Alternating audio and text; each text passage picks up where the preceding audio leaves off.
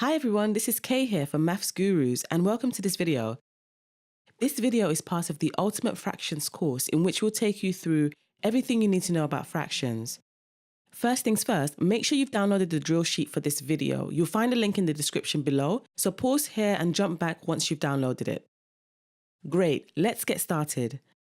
Firstly, before we can jump into the drill sheet, we need to know what a fraction is.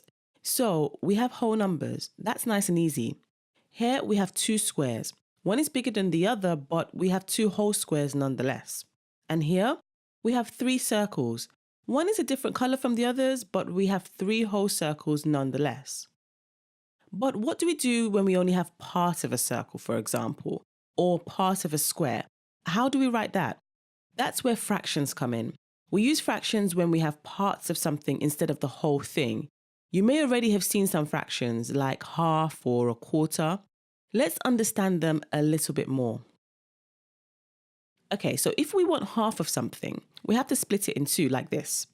So here we have one half of the square and another half of the square.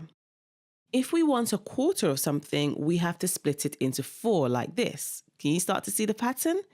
Here we have one quarter, or if we're being greedy, we can even have two quarters. Is this making sense so far? If not, rewind the video a little and go through it again. Make sure you're keeping up. What if we want 1/8 of something? Whoa, right? The number's getting a little bit bigger. It's getting a little bit more confusing. It's okay. We're going to take it slow. So let's rewind a little bit. For a half, we split the square in two and took one bit of it. Does that make sense? And for a quarter, we split the square in four and took one bit of it. So it makes sense that for 1/8, we're going to split the square in 8 and take one bit of it. I hope that makes sense. But just to make sure you understand, let's jump into the drill sheet with question 1. I have this circle. I want to write how much of the circle is shaded. Now, because I'm dealing with part of a circle and not the whole of it, I need to use fractions. Do you agree? The first question I have to ask myself is, how many parts is the shape split into? That's easy. Let's count. What did you get? I got 7. Now, how many of those parts are shaded? Again, that's easy. Let's count. It looks like it's just 1. As there are 7 parts and only 1 is shaded, we say that 1/7 of the shape is shaded. Can you see that? The total number of parts always goes on the bottom of the fraction, and the total number of shaded parts always goes at the top of the fraction. Here's a quick tip. We call the top number the numerator, and we call the bottom number the denominator. Think of down and D for the bottom number. The names are a little tricky, but you'll get the hang of it soon. Great. Let's look at question 2. So, what fraction of this shape is shaded? Well, first we count how many total parts we have. 1, 2, 3. Easy. Next, we count how many parts are shaded. This time we have 2 parts shaded. So we say 2/3 or 2/3 of the shape is shaded. Can you see that? There are 3 parts in total, so we stick that on the bottom of the fraction. And there are 2 parts shaded, so we stick that on the top of the fraction. And that gives us 2/3. Here's a quick tip. If a shape is split into 3, we call the parts thirds. So 1/3, 2/3, like this.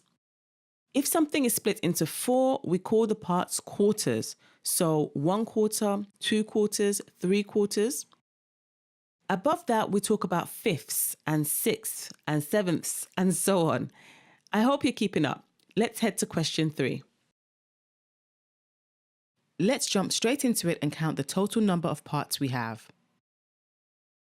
Did you get 16? Brilliant. And how many of those parts are shaded? I count a whopping 5 parts. So we say that 5/16 of the shape are shaded. If that makes sense, let's go onwards and upwards to question 4. This one is a little different, but trust me, you can handle it. So how many circles are shaded? Well, we can see that one whole circle is shaded. You agree? And then we have a second circle that's only part shaded. Remember what I told you before. When we're dealing with whole shapes, we use whole numbers. But when we're dealing with parts of a shape, we use fractions.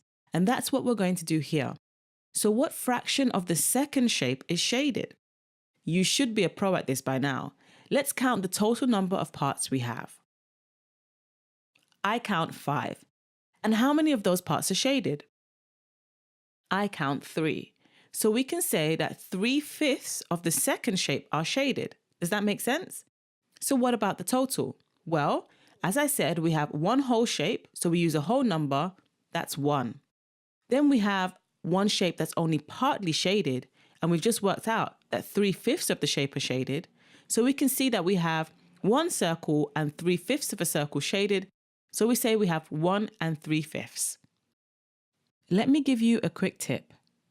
What if we take the whole shape and also split it into 5? We have 5 parts, and all 5 parts are shaded. So let's put that into a fraction.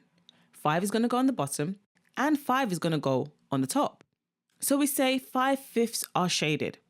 But you're not going to hear anybody say that, because if 5/5 have been shaded, that's the same as one whole.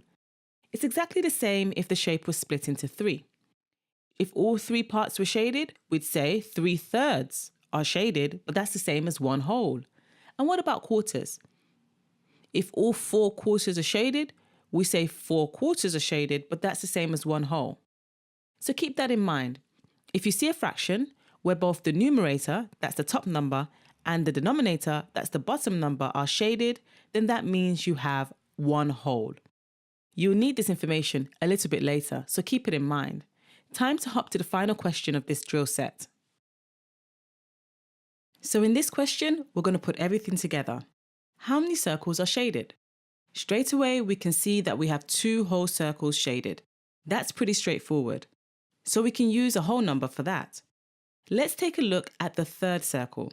It's only partly shaded, so we know immediately we're going to be using a fraction. So let's count the total number of parts. We've done this before. I count 8, so we stick that on the bottom of the fraction. And how many are shaded? Just 3. So we stick that on the top of the fraction. And voila, we have 3/8. And in total, we say we have 2 and 3/8. That's it. But before we finish, let me give you a quick tip.